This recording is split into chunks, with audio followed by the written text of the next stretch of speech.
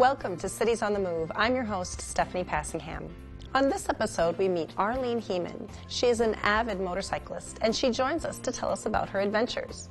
We also learn more about what the Minnesota Extension Service is offering youth in the area of nutrition education with Ruth Neal. And finally, we drop into Echo Lanes and find out how much has changed in the sport of bowling. Stay tuned for Cities on the Move.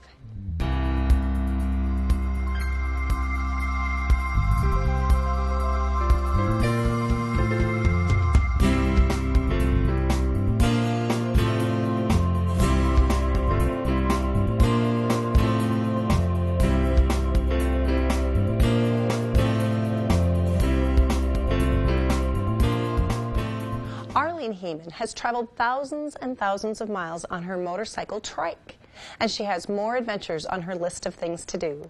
Let's meet her now. My name is Arlene Heeman. I'm 77 years old.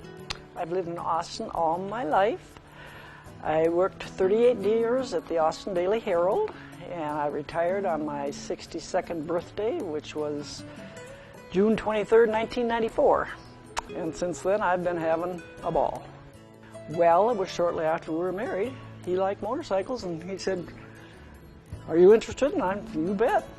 I started out on just a little 125, and maybe went up to a 250 and a 350, and over my lifetime, I've had quite a few bikes. When he got the 1500 Honda that I have now, he said, "Now this bike's getting a little big for me." He said, "With you on the back on a trailer and going through cities and stuff," he said, "it's kind of big." He said, "Either we trike it or we have to sell it." And I said, "There's no problem there, just trike it." Well, it means you take the back tire off and you put 2 tires on the back end, so it's a 3-wheeler.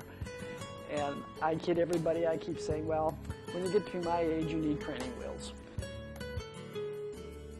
Barb's husband died 3 months after mine did. And when he died, knew he was going to die. He made her promise to get a trike. So she bought a bike and took it over to St. Charles, where my husband had ours triked. And that's how I met her, because we have a club over there. The first trip I took with her was from Austin, Minnesota to Austin, Texas. And of course, trikes are still kind of a novelty. You pull into a gas station or a restaurant or a motel, and people come and talk to you. And everybody would ask, "Well, where are you going? Where are you from? Where are you going?" I'd say, "Well, we're going from Austin to Austin." And they'd say, "What?" I'd say, "Well, you've heard of Austin, Texas, certainly." "Oh, yeah." A lot of people would say, "Well, you've ever heard of Austin, Minnesota?" "Well, no." And I said, "Well, have you ever heard of Spam?" "Oh, yes." "Well, that's where Spam's made, so now you know where Austin, Minnesota is." The Barbara Foss is a little tugboat stationed in the state of Washington, which is a little rescue tugboat. So when we planned the trip, the whole trip was to go to Canada to see her relatives that were having a 100th year anniversary celebration in Beaver Lodge, Canada. So anyway, she said, "Well, we'll go to, let's go to Seattle first." And I said, "Great." And then we meandered our way up to the Alcan Highway. And we went straight over on the Alcan Highway until we got into Tok, Alaska. And then from Tok, we went up what they call the top of the world road, and it's kind of a rough road. It's not too, there's about 100 miles that are pretty rough. We had a wonderful time. Then we came back down through Banff National Park, Lake Louise, and Banff, and it was absolutely gorgeous. And when we left, I had said to her, "Well, I don't know about going across the mountains, and, it's, you got to go across the Rockies, you got to get, I was all worried." When we got back, I said, "Well, I guess I didn't do bad." And she said, she said, "You went from the north to the south and the east to the west." She said, "What more do you want?" She said, "You got over everything we had to go over." Oh, we just had a wonderful time. In a bike, I'll try about anything. In what city did the Canadian Pacific Holiday Train begin its journey? Find the answer on our website, ksmq.org. Well, as often happens at the first of the year, we talk about health and nutrition. And we have our special guest today, who is Ruth Neal. She's with the Extension Service, and she's here to tell us a little bit about nutrition and education, and particularly in the schools. Welcome to the program, Ruth. Thanks. Thanks for having me. You bet. Well, tell us a little bit about your role at Extension. Give us a picture of kind of who you are and what it is that you do, because you do quite a few things. Sure. I work for the University of Minnesota Extension Office here in Mower County, and there's a similar office in every county across southeastern Minnesota, in fact across all of Minnesota. And so we reach 45,000 Minnesotans with a nutrition message. And we're partially funded by actually the food stamp grant. And so part of what I do is I spread a message about healthy nutrition and especially try to make sure that people who are on food stamps have that information. And so people need to know that maybe if their income is lower, like $28,000 for a family of 4, they might qualify for food stamps and free school lunches. And even a little bit higher, a reduced price school lunch. So I get that information out there too, because sometimes there's myths and misconceptions about what the income limits are and whether or not you really qualify. But that's a great way to be able to afford more nutrition. So there's that aspect of what I do. And I get my message out there by partnering with so many different groups and agencies. I work with seniors, I work with adults, maybe at the workforce center or at a Head Start parent meeting. And I also work with kids in schools, so just all age groups. And I know we thought we'd focus a little bit more about the schools today because that's coming up. Well, let's start by covering just a couple of basics. There was a change, I shouldn't say a change, but a new look to the food pyramid. And tell us a little bit about kind of how you explain it now and how it's different than it looked before, but really the message is generally the same. Is that correct? Right. The message is pretty similar. Instead of being stacked up from the bottom, that black pyramid that you might be familiar with where grains were on the bottom, that kind of gave the message that maybe grains were more important. So now it's a striped pyramid and all of the food groups go up the pyramid vertically. So you've got grains on this side, and then it goes to fruits and vegetables and milk and meats and beans. And so it shows that on the base, there's a healthy variety of all the food groups. So that's one of the differences in the message. And if you look at my pyramid, there's also some stair steps on the side, and this person climbing up the pyramid, and that's to be representing physical activity. Calories in, calories out. And a lot of us have forgotten that, or maybe are surprised to know that the USDA is recommending with my pyramid 30 minutes of moderate physical activity every day. Every day? Every day. And for children, 60 minutes every day. So that's another important piece of my pyramid. And of course, it varies a little bit how much you need from each food group. There's no numbers on that pyramid anymore. It doesn't say 6 to 11 servings of grains. People probably remember that. The general recommendation for a 2,000 calorie diet would be 6 ounces of grains. But they recognize that not everyone's on a 2,000 calorie diet now. Right. So when you go to mypyramid.gov, you enter in like 3 numbers, your age and how active you are, how many minutes of activity you do, and it'll tell you what calorie level you should be at and how many grains you should be eating. So some helpful tools. You can really customize it to your own life situation. It's customizable. I'd say that's one of the major differences between the old pyramid and the new pyramid. And they tried to get that across with the name, My Pyramid. Sure. So you can go to mypyramid.gov and get your customized pyramid. Very good. Well, you mentioned that one of the things that you do is to get involved in programming and education, actually going into the classroom. You mentioned some other places that you go as well. Talk to us a little bit about the message, and you do it in a fun way. Yes. So a couple of the different kind of curriculums that you take into the schools. And what age do you start at? Okay. I'm going to be working with 3rd through 6th graders at Lyle Elementary this spring. And we're going to use a program called Go Wild. It's a really fun one because it incorporates Minnesota wildlife. So each week we'll feature a different wild animal and a different color of fruits or vegetables. So we'll learn about that animal and those colors. So maybe it's blue, and we'll talk about blueberries and blackberries. And then we'll sample some of those fruits. Maybe we'll try dried prunes and raisins as well. And it all ties together that way. And we end it with some physical activity tracking, and we're trying to walk to the headwaters of the Mississippi by tracking how long we've been active throughout the course. So that one's fun. And everything I do is like that. It's not just a lecture, it's something hands-on, where kids stand up, they touch pictures of foods or actual foods, or they do a game, or they run around or make something or solve a problem, because that's how kids learn. They learn by doing and then reflecting on that to figure out what was important and applying it to a real world situation when they go home and need to make a decision about a snack. So it's all very hands-on, so children can learn by play and by being active. Great. Now, will this be the first time you've presented this particular curriculum? Yes, I should mention that. It's new. I don't actually have my hands on it yet. I'm excited to see it. I keep hearing more about it. I'm going to pick it up next month. And in the past few years, I've been using one called Jump into Foods and Fitness. Oh, okay. And this new one is developed by Minnesota, which we're really proud of and excited to pilot. And is there something special about that age group? Are they more receptive to new food messages, maybe if this is not something that they've seen before? Well, I would say it's definitely easier to change a habit when you're younger. And it's more easy to form a lifelong habit the younger you are. Sure. So when we reach someone at the elementary age and get them to try more fruits and vegetables and maybe make that part of their life, they've got a good lifelong habit. Whereas once you form that habit of a sedentary lifestyle or not eating a variety of foods, it's really difficult to break. I mean, you know that's a hard habit to break. Sure. So, do you find that the kids are taking the messages home? Do you see this as a way also to introduce some of these concepts to the adults that maybe are present in that home? Exactly. I'd say it goes both ways. Kids are so heavily influenced by the role models in their lives, and then they can also be a role model.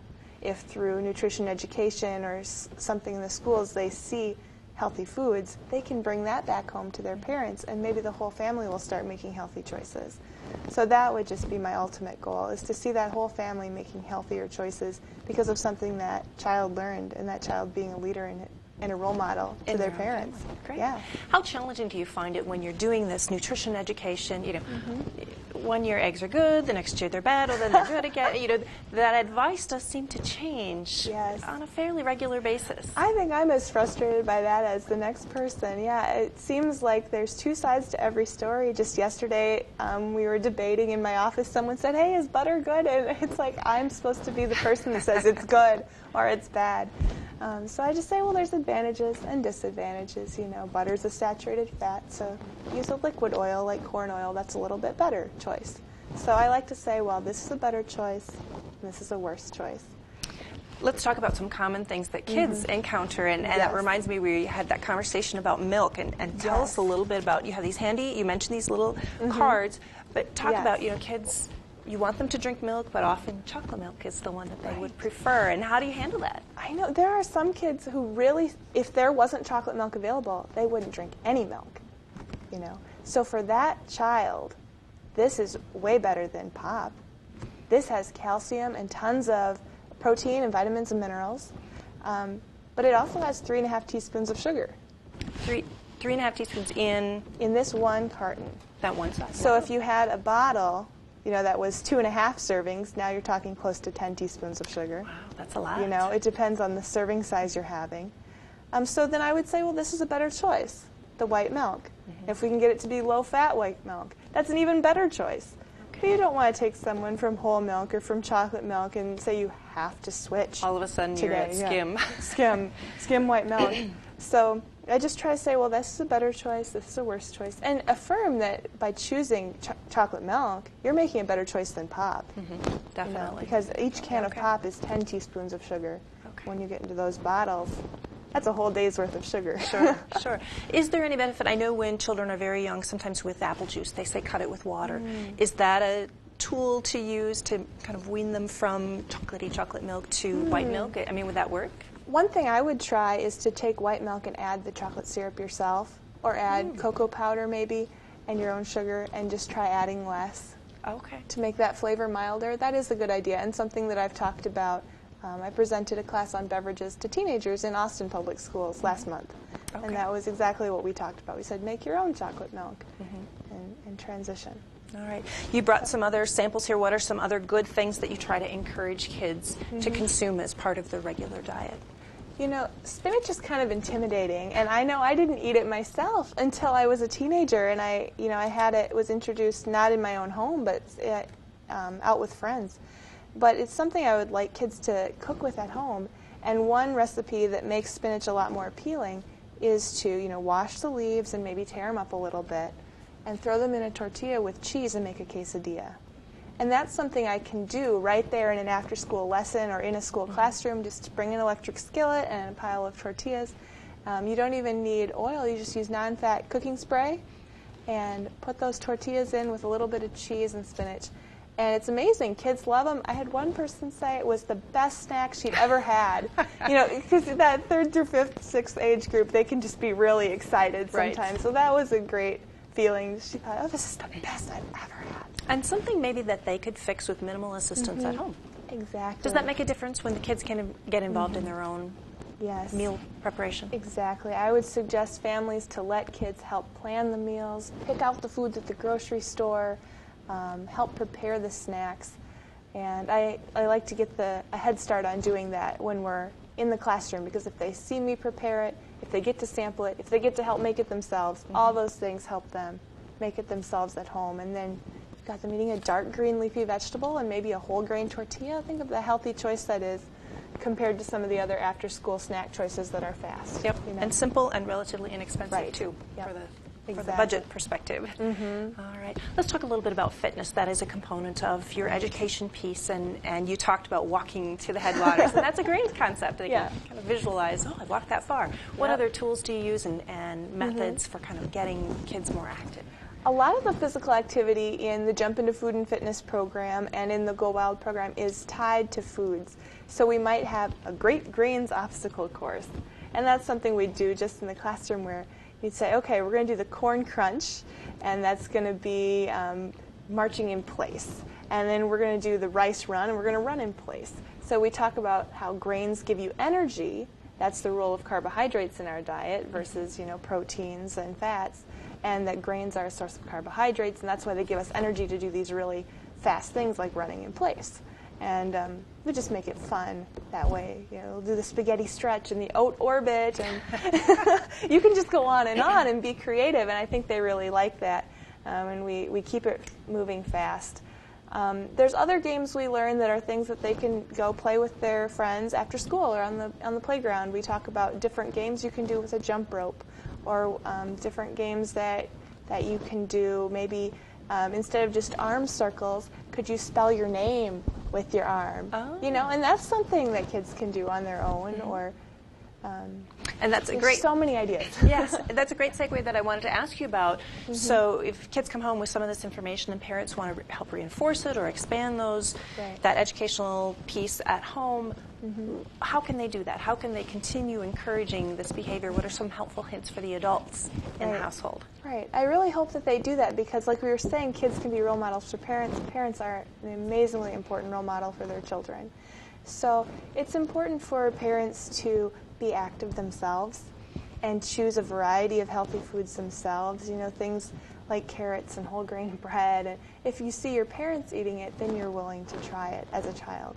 So it's hard to expect your kids to have a healthy habit if you aren't at least willing to try new foods. And if you do try a lot of new foods and your kids are reluctant to try it, keep trying again and again to introduce that new food. And maybe something that would help, as we've talked about, is to get the kids involved. Say, you pick out which new food you want to try this week. We're going to try a new food. Tell me which one and help me prepare it, and get them involved in the kitchen. Okay. So just having those foods in the house will help. That's true. If that's what's available when you open the refrigerator, that's what you'll eat. Yes. And you are available to help folks on a one-on-one basis. Is that true? If they call you up and say, you know, I love what you're doing in school, I want to replicate that at home, or I have some questions about, you know, that's so crazy about chocolate milk, or whatever it may be. How do they get a hold of you? How do they sign up for that process? Right. People can definitely call the Extension office. It's 437-9552. And they can set up a one-on-one home visit where I can come visit them at their house, and we can talk about what goals they have, whether it's food and money or some of these nutrition goals that we've been talking about, food safety. All those different topics are incorporated in the nutrition education piece that I do. Great. And is there a charge for that? That's absolutely free. Absolutely free. It's All part right. of the grant funding. So if you qualify for food stamps, you qualify for that in-home counseling. All right. Well, folks, if you are interested in any additional information about Ruth's programs, whether they're in the school or for folks who are at home, feel free to give her a call. Ruth, thank you so much for being here today. Thank you for having me. All right. Stay tuned for more Cities on the Move.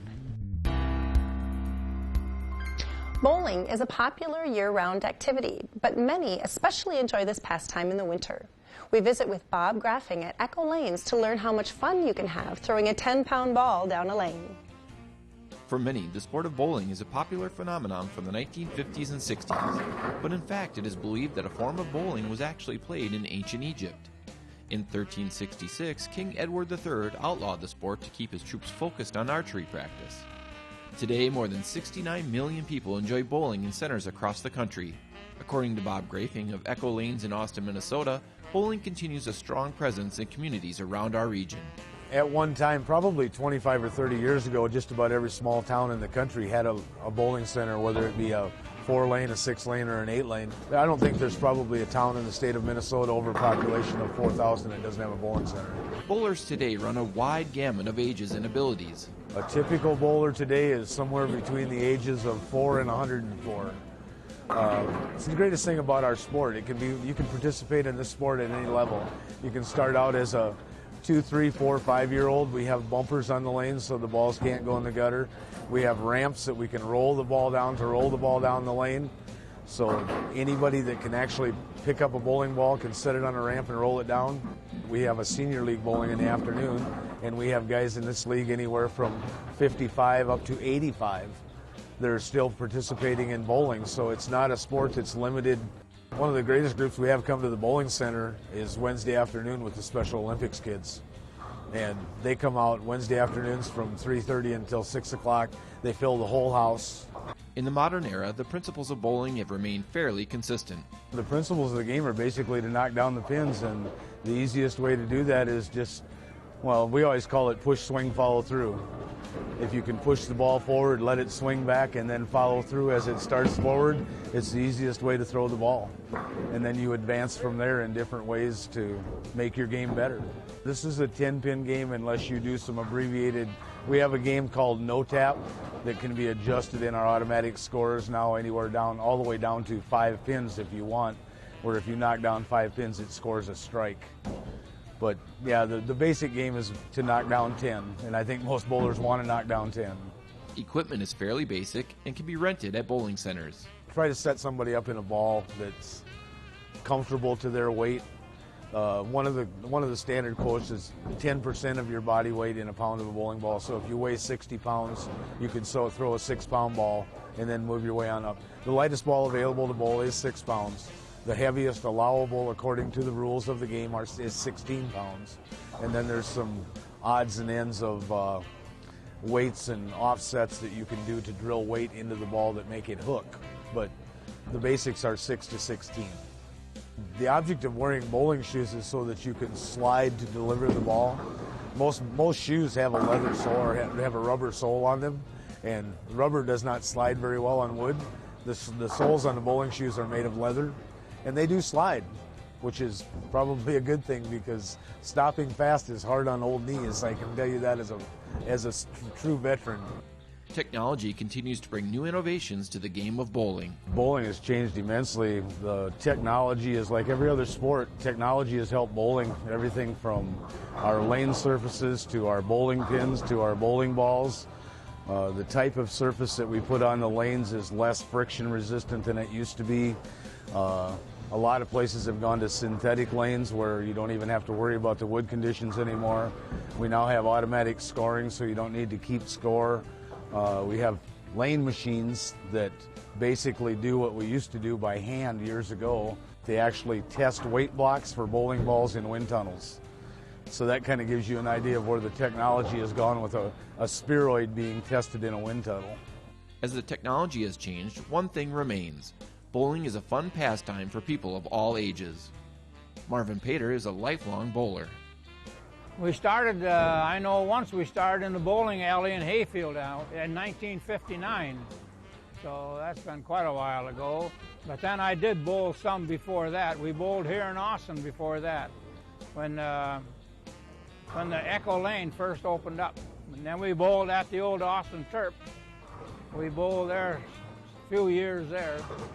The year I was 80 years old, I ended up with 184 averages.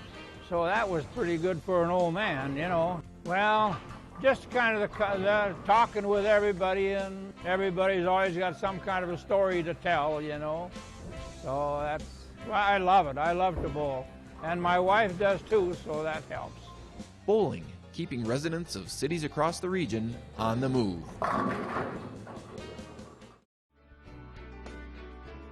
Here's what's happening in the Austin area this month. Matchbox Children's Theater presents the musical version of Little Red Riding Hood called Little Red. This show will be performed at the historic Paramount Theater on Friday, February 5th at 7 p.m., Saturday the 6th, and Sunday the 7th at 2 p.m. MCT is now in its 35th season.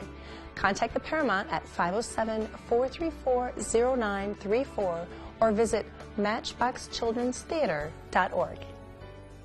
A Quilter's Winter Weekend Retreat will be held February 19th through the 21st at the Austin Holiday Inn.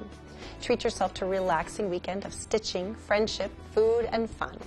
Call the Holiday Inn at 507-433-1000 for more information. Focus on Marriage will be held at Faith Church in Austin, Minnesota on February 27th. This live via satellite event will feature speakers Kirk and Chelsea Camerson, Gary Chapman, and others. Call the church at 507-437-1000 to register or visit their website at www.faithchurchaustin.org. If you have an event to share, please visit our website, ksmq.org, and tell us all about it. Next week, we'll have more great people, places, and events around the region. Please join us Tuesday, February 9th at 6:30 p.m. for another edition of Cities on the Move. I'm your host, Stephanie Passingham. Good night.